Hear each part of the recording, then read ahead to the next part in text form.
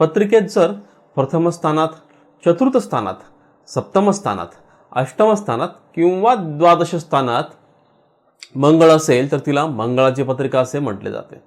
बऱ्याचदा द्वितीय स्थानात मंगळ असता त्यात सुद्धा मंगळाच्या कुंडलीसारखेच परिणाम दिसून येतात.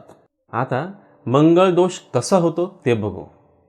प्रथम स्थानात मेष राशीचा मंगळ, चतुर्थ स्थानात वृश्चिकेचा मंगळ, सप्तम स्थानात मकरेचा मंगळ, अष्टम स्थानात सिंह राशीचा मंगळ आणि द्वादश स्थानात धनु राशीचा मंगळ असल्यास मंगळ दोष नाहीसा होतो.